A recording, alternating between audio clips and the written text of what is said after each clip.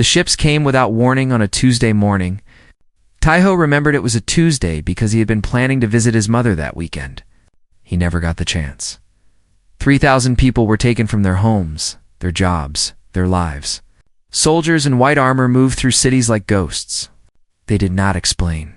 They did not apologize. They simply pointed at certain people and said one word, "Come." Taiho was an agricultural engineer. He had spent 15 years studying how to grow food in difficult soil. He had never held a weapon. He had never broken a law. But none of that mattered to the tall silver beings who watched from the doorways of the transport ships. The Velith Collective had ruled the galaxy for 10,000 years. 12 ancient species sat on their council. They had seen civilizations rise and fall like waves on a shore, and they had decided that humanity was too dangerous to join them. Not because humans were strong, not because they had powerful weapons or vast armies. The Velith feared something else entirely. They feared how quickly humans learned, how stubbornly they refused to die, how they looked at impossible problems and simply refused to accept that they were impossible. So instead of war, the Velith chose exile. The transport ship was cold and dark. Taiho sat pressed between strangers, their bodies shaking with fear and confusion. Across from him, a woman with steady hands and tired eyes was checking the pulse of an elderly man who had fainted. Her name was Hannah. She was a surgeon. She had been pulled from an operating room mid-surgery. Her patient had died on the table while soldiers dragged her away. She did not cry about it. She simply kept working, helping whoever was in front of her, because that was all she knew how to do. The journey took 3 days. No one told them where they were going. No one answered their questions. The Velith guards stood silent and still, their silver faces showing no emotion at all. When the ship finally landed, the doors opened onto a world that looked like a wound. Cora 7, a planet of red dust and amber skies. The air smelled like metal and rot. In the distance, mountains rose like broken teeth against the horizon. Nothing moved except the wind, which carried a cold that cut through clothing and skin alike. A Velith officer stepped forward. His voice was calm and flat, like he was reading instructions for a machine. "You have been sentenced to exile," he said. "This planet will be your home. You will receive no supplies. You will receive no rescue. You will receive no aid of any kind. Observation drones will monitor your progress. This is not a test. There is no way to pass. There is only survival or death." He paused and looked at the crowd of frightened humans. "The collective estimates your survival at 14 local days. We will watch with interest." Then he turned and walked back into the ship. The doors closed. The engines roared, and 3,000 people watched as their last connection to everything they had ever known rose into the amber sky and disappeared. For a long moment, no one moved. No one spoke. The only sound was the wind and the soft hum of the observation drones that floated above them like patient vultures. Then a child began to cry. That sound broke something loose in Taiho. He looked around at the faces of the people near him. He saw teachers and doctors and construction workers. He saw parents holding children. He saw old men and young women and teenagers who should have been in school. He saw 3,000 people who had been told they were going to die, and he felt something rise up in his chest. Not fear, not despair, something else. Something that felt like anger, but burned slower and steadier. He stepped forward and raised his voice. "Listen to me," he said. "I do not know most of you. You do not know me? But I know one thing for certain. Those creatures just told us we have 14 days to live. I say we prove them wrong." The man near the back laughed bitterly. "With what? We have nothing. No food, no water, no shelter. We do not even know what planet this is." "And we learn," Taiho said. "We learn the land. We learn the water. We learn what we can eat and what will kill us. We learn everything this planet has to teach us, and we use it to stay alive." Hannah stepped up beside him. Her hands were still stained with blood from the patients she had tried to save on the ship. "He is right," she said. "I am a doctor. I cannot save anyone without supplies, but I can teach others what I know. We all have skills. We all have knowledge. Alone, we are nothing. Together, we might be enough. The crowd was silent. The drones hummed overhead, recording everything. Then a young woman pushed her way to the front. She was small, with dirt already smeared on her face, and a look in her eyes that was more curious than afraid. "My name is Minji," she said. "I am a botanist. I study plants. Those things growing near the rocks over there look like they might have water stored in their stems. I could be wrong, but I am willing to find out." One by one, others stepped forward. Seojin, an engineer who had built water treatment systems back on Earth. Do-yeon, a soldier who knew how to organize people under pressure. Yoonji, a linguist who had been studying alien languages as a hobby for years. Each person brought something. Each person offered what they had. By nightfall, they had found water. It was bitter and tasted like iron, but it did not kill them. By the second day, they had dug shallow caves into the hillside for shelter. By the third day, Minji had identified 2 plants that were safe to eat when cooked over fire. The observation drones recorded everything. Their reports went back to the Velith Collective, where council members watched with mild curiosity. "Interesting," one of them said. "They work together well. But winter is coming. The thermal predators will hunt soon. This brief cooperation will not save them." But Taiho did not know about the council or their predictions. He only knew that when he looked around the crude camp on the 7th night, saw something that surprised him. He saw people laughing too. Men were arguing about the best way to stack rocks for a wall. A group of children were playing a game with stones they had collected. Hannah was teaching a teenager how to clean a wound properly. Minji was drawing diagrams in the dirt, explaining which plants were safe and which ones would stop a heart in seconds. They were not just surviving, they were building something. The drones hummed overhead. And somewhere in the cold darkness beyond the firelight, something large and hungry was watching. Taiho did not know what challenges waited in the days ahead. He did not know about the brutal winter or the creatures that, hunted by body heat. But he knew one thing. The Velith had given them 14 days, and they had already proven that prediction wrong. Whatever came next, they would face it the same way, together with nothing but their hands and their minds and their stubborn human refusal to die. The first night ended. The first morning came, and humanity's exile had only just begun. The first death came on day 19. A man named Gi-hoon had eaten berries from a vine with black leaves. Minji had warned everyone to avoid them. But Gi-hoon was hungry and tired, and the berries looked so much like the ones his grandmother used to grow in her garden back home. He died 3 hours later, his body twisted in pain while Hannah held his hand and told him lies. Ow. About how everything would be fine. They buried him under a pile of red stones. There was no wood for a coffin. There were no words that felt right. Taiho simply said that Gi-hoon had been brave to try and that his mistake would save others. It was the best he could offer. 42 more people died in the first month, some from poisonous plants, some from falls in the rocky terrain, some from infections that spread too fast for Hannah to stop with her limited supplies. Each death was marked with a pile of stones. Each name was remembered, but the colony did not collapse. It grew. Sujun discovered that the crashed remains of supply pods from their transport ship contained useful materials. The Velith had stripped away all obvious supplies, but they had not thought to remove everything. Metal panels became tools.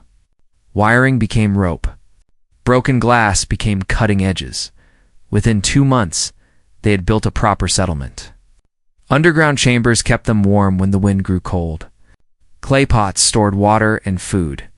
Walls of stacked stone protected them from the dust storms that came without warning. Minji became the most important person in the colony. She spent every day testing plants, recording her findings in a journal made from pre-seed plant fiber. She learned that the black vine berries that killed Gi-hoon became safe to eat when buried in clay pots for 30 days. The fermentation removed the poison and left behind something that tasted terrible but filled the stomach. She learned that certain roots could be ground into paste that stopped bleeding. She learned that the sap of the amber tree burned like oil and could keep fires going through the coldest nights. Each discovery was shared with everyone. Each lesson was taught until every person in the colony knew it by heart. Then winter came. Nobody had expected winter to last 200 days. Nobody had expected temperatures to drop until water froze solid in minutes. Nobody had expected the creatures that came with the cold. The colonists called them burners. They were massive beasts, 6 legs, bodies covered in thick gray hide. They hunted by sensing body heat. In the frozen landscape of Koro 7's winter, a warm human body stood out like a torch in darkness. The first attack happened at night. A burner crashed through the eastern wall of the settlement and grabbed a woman named Yeji before anyone could react. They found pieces of her the next morning, scattered across the red snow. Fear spread through the colony like a disease. People talked about giving up. Some wondered if it would be easier to simply walk into the cold and let it end. Dojan refused to let that happen. He had been a soldier back on Earth, not a famous one, not a decorated hero. Just a man who had spent years learning how to protect others. He gathered every person who was willing to fight and began training them. They had no guns. They had no advanced weapons. But they had sharp rocks and strong arms and a burning need to survive. Doyan showed them how to move together, how to create distractions, how to aim for the soft spots around a burner's eyes and throat. The first hunt was a disaster, for people died. The burner escaped, wounded but alive. The survivors returned to camp bloody and broken, convinced that they had failed, but they had learned something valuable. The burners were not invincible. They could bleed. They could feel pain. And if they could feel pain, they could be killed. The second hunt went better. The third was successful. Doyan led 12 fighters into the frozen hills and came back dragging the body of a massive burner behind them. The creature had killed 2 of his people before they brought it down. But they had one. The meat was poisonous, as Minji quickly discovered. But the hide was not. They stripped the thick gray skin from the beast and found that it could keep a person warm even in the worst cold. For the first time since winter began, people stopped shivering at night. Hannah worked without rest during those months. She performed surgeries with tools made from sharpened stone.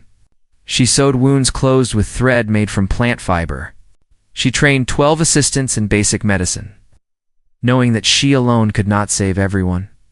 Some nights, she sat by the fire and stared at her hands.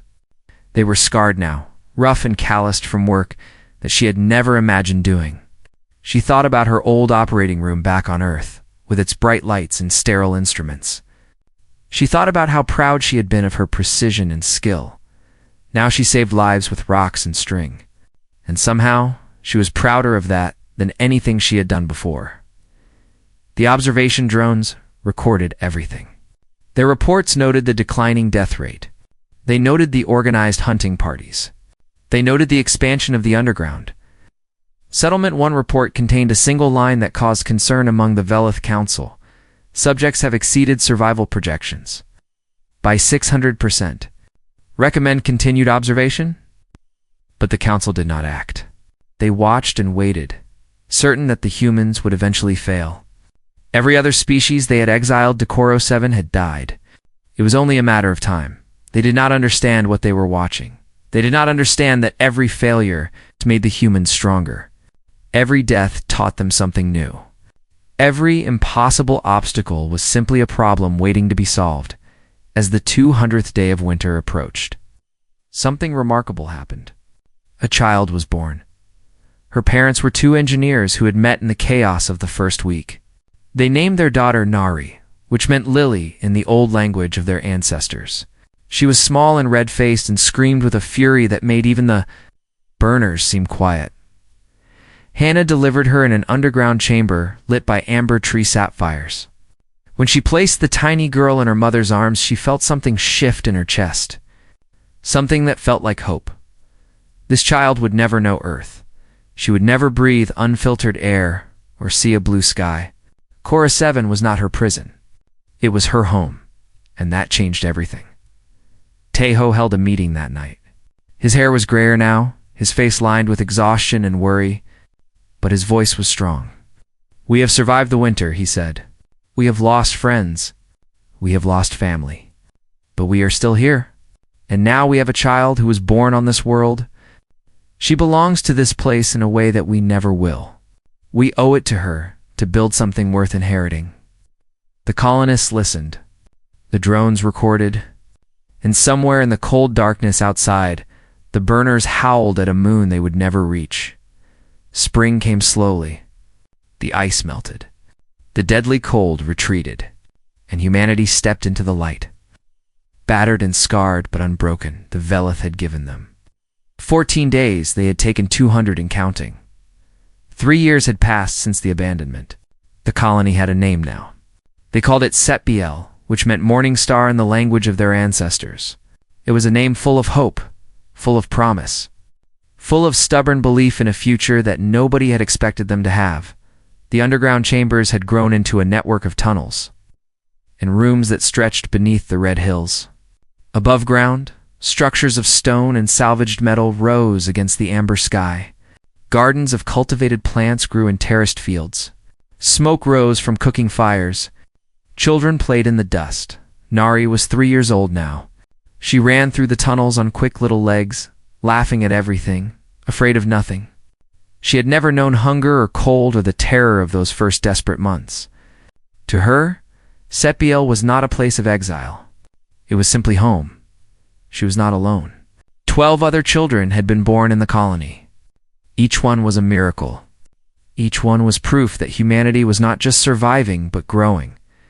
Minji had become the head of the Agricultural Council. Her years of research had produced 17 different crops that could be grown in Cora 7's hostile soil. Some were native plants that she had learned to cultivate. Others were hybrid species that she had created through careful experimentation. The colony no longer feared starvation. Cyojin led the engineering teams. They had harnessed the geothermal vents that dotted the landscape, using the planet's own heat to warm their homes and power their tools. Water purification systems cleaned the bitter groundwater until it was almost pleasant to drink. Each season brought new inventions, new improvements, new ways to make life a little easier. Doyan still trained the defense forces, though attacks from burners had become rare. The creatures had learned to avoid the settlement. Humans were no longer easy prey. They were something else now. Something that even the most fearless predator chose not to challenge. But it was Yanji who made the discovery that changed everything. She had always been quiet. While others built and farmed and fought, she sat in a small chamber surrounded by salvaged equipment and spent her days listening. The observation drones that floated above the colony were not silent. They transmitted constant signals back to wherever they had come from. Yanji had been trying to decode those signals for 2 years. On a cold morning in the 3rd spring, she finally succeeded. She found Taiho in the central meeting hall, reviewing reports from the farming teams. He was older now, his hair completely gray, his movements slower, but his mind still sharp. "You need to hear this," Yunji said. Her voice was calm, but her hands were shaking.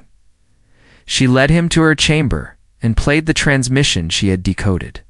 It was a Velith voice, flat and emotionless, reading a report. Human colony on Cora 7 continues to exceed projections. Population has grown to 3,147. Infrastructure development is advanced. Agricultural output is stable. Recommendation: maintain observation and prepare contingency protocols for containment.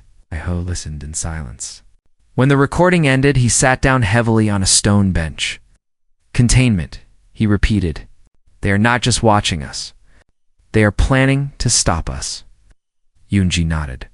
She had decoded more than just that one report.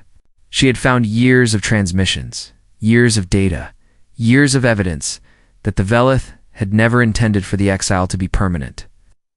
"They are afraid of us," she said. "Every report mentions it. Our adaptability concerns them. Our growth frightens them. They thought we would die, and when we did not, they started planning ways to make sure we never leave this planet."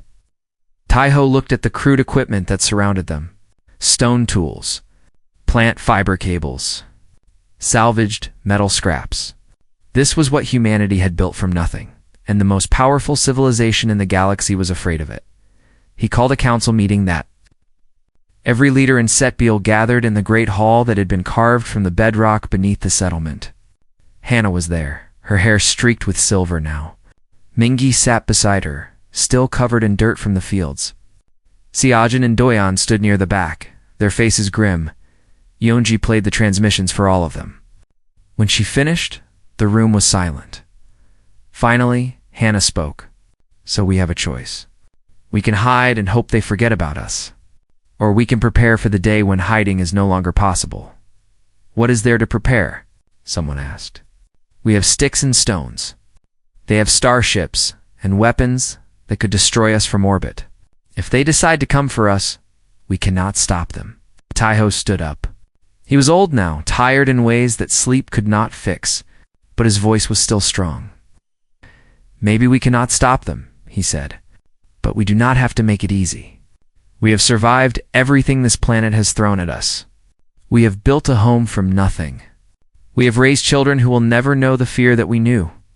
If the Velith want to destroy what we have made, they will have to come down here and face us directly. And I promise you they will not find us weak. The council voted that night. They chose to prepare. Over the next year, everything changed. Seojin's engineers began working on projects they had only dreamed about before.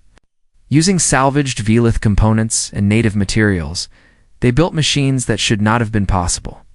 Communication systems, power generators, and something else. Something secret. Something that Seojin only discussed with Taiho and a handful of trusted engineers. Doyen expanded the defense forces. Every adult in the colony learned basic combat skills. Tunnels were reinforced. Hidden chambers were dug. Emergency plans were created for every scenario they could imagine. But the most important work was done by a young engineer named Somi. She was barely 20 years old. Born on Earth but raised on Koro 7, she had grown up listening to stories about the stars that humanity had been forbidden to reach. And she refused to accept that the sky was beyond their grasp, working in secret. Using designs that Seojin had created and materials that the entire colony had gathered, Somi began building something that the Velith believed was impossible. A ship. It was ugly. It was crude. It was held together with plant fiber rope and volcanic cement. But it was real.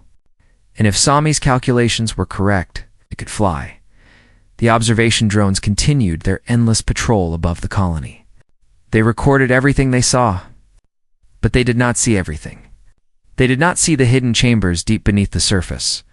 They did not see the work being done in the dark hours of the night. They did not see the plans being drawn and redrawn by engineers who refused to accept limits. The Velith believed they were watching a trapped colony slowly accepting its fate. They were wrong. They were watching humanity learn. And when humans learned, they built. And when they built, they reached for things that should have been impossible. The morning star had risen. And soon, it would shine bright enough for the whole galaxy to see. The Velith ship descended through the amber sky on a morning like any other. It was beautiful in a way that made the humans stop and stare. Smooth silver curves. Gentle blue lights. Technology so advanced that it seemed like magic. Heijin watched it come down from his position on the ridge. Above the landing field. He was 35 years old, born on Earth but shaped by Koro 7. He commanded the colony's defense forces now. Doyan had died 2 winters ago, killed by a rock slide while training new recruits. His last words had been instructions about proper spear technique. Heijin had learned those lessons well. 200 fighters stood behind him, spread across the hills in positions that had been planned and practiced for years. They carried weapons made from bone and stone and salvaged metal, crossbows that could punch through burner hide, spears tipped with volcanic glass sharp enough to cut steel, clubs weighted with dents or from the deep mines. It was nothing compared to what waited inside that silver ship. Heijin knew that. Everyone knew that. But they stood there anyway. The ship touched down gently, its engines humming with power that the humans could feel in their bones. A door opened in its side, sliding away without a sound. 3 figures emerged. They were Velith, tall and silver-skinned, with faces that showed no expression. They wore robes of shimmering fabric and moved with the careful grace of beings who had never known physical danger. The lead figure looked at the armed humans surrounding the landing field. If he was surprised or concerned, his face did not show it. "I am Oris," he said. His voice was calm and measured. "I speak for the collective. I wish to address your leader." Hajan walked forward alone, his spear resting on his shoulder. He stopped 10 paces from the Velith and smiled. "You can address me," he said, "or you can address anyone else here. We do not have a single leader. That is not how we do things." Oris tilted his head slightly, processing this information. Unusual. Among civilized species, leadership hierarchy is universal. "Then, maybe we are not civilized," Hajan replied. "You would know better than us. You are the ones who left us here to die." A murmur ran through the assembled humans. The observation drones overhead recorded every word. Oris did not react to the accusation. "The collective has been monitoring your progress. Your survival has been noted. Your development has been analyzed. We are here to discuss your future. Future is our own concern," Hajan said. "We did not ask for this visit." Nevertheless, Oris gestured, and one of his companions produced a small device that projected symbols into the air. "The collective has decided to formalize your status. You will be permitted to remain on Koro 7. Your population will be monitored and controlled. Your technology will be limited to approved levels. You will not be permitted to leave this planet or to develop space travel capabilities. In exchange, you will receive limited assistance with medical supplies and agricultural technology." He paused, as if waiting for gratitude. Instead, an old woman pushed through the crowd and walked toward him. She moved slowly, her body bent by age and work. But her eyes were clear and sharp. It was Hannah. She had saved more lives than anyone could count. She had trained 3 generations of doctors. She had buried friends and delivered babies and held the hands of dying strangers in the darkness of underground chambers. Her hands were scarred from decades of impossible surgeries, performed with primitive tools. She stopped in front of Oris and looked up at him. She was half his height, gray-haired and wrinkled, wearing clothes made from burner hide and plant fiber. She should have looked small and helpless before this. Representative of galactic power, she did not. "You left us here to die," she said. Her voice was quiet, but carried across the silent field. "You took everything from us. Our homes, our families, our future. You put us on a world that wanted to kill us, and you sat in your comfortable ships and watched while we suffered." Oris started to respond, but she was not finished. "We buried 43 people in the first month. I watched a man die from eating berries because we had no food. I performed surgery with rocks because you took our tools. I held children while they cried for parents who would never come for them. And through all of it, your drones floated overhead, recording everything, sending reports back to your council." She took a step closer to him. "We did not ask for your permission to survive. We survived because we refused to accept the death you planned for us. And now you come here, after 7 years, and tell us that we will be permitted to stay? That our technology will be limited? That we will never leave?" She shook her head slowly. "No, we do not accept your terms. We do not need your permission. We will build what we choose to build. We will go where we choose to go. And if you try to stop us, you will find that we are not the helpless creatures you abandoned here." The silence that followed was absolute. Even the wind seemed to hold its breath. Oris looked at her for a long moment. Then he looked at the armed humans on the hills. Then he looked at the settlement behind them, with its stone buildings and smoking chimneys, and children who had gathered to watch from a safe distance. "You cannot threaten the collective," he said finally. "You have no ships. You have no advanced weapons. Your defiance is meaningless." Anna smiled. It was not a kind smile. "We've survived everything you threw at us. We have built a civilization from nothing. We have raised children who are not afraid of you. That is not meaningless. That is a warning." She turned and walked back toward the settlement. Hajan followed her, then his fighters, then everyone else. They left the Velith standing alone in the landing field, surrounded by drones that suddenly did not seem quite as omniscient as they once had.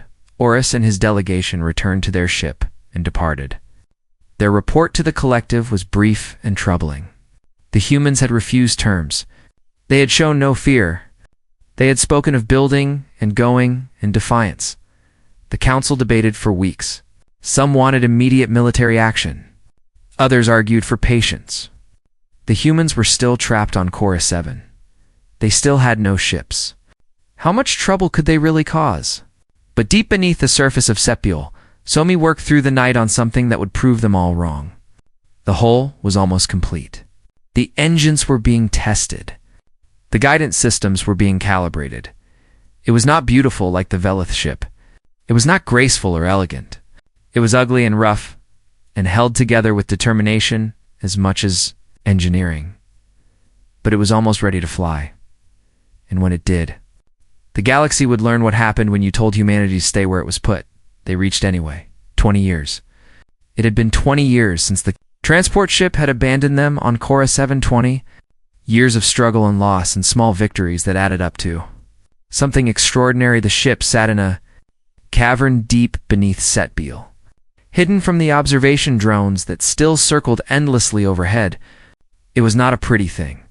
The hull was a patchwork of salvaged Velith panels and native metal forged in underground furnaces. The engines were built from components that Yunji had decoded from intercepted transmissions and UHS. Hajin had somehow made real with limited tools. The life support systems were held together with volcanic cement and stubborn hope. But it was a ship. A real ship. And today, it was going to fly. Nari stood at the base of the boarding ramp, looking up at the vessel that had consumed most of her adult life. She was 23 years old now, tall and strong, with the confident bearing of someone who had never known a sky she could not imagine escaping. She had been chosen to lead the first mission.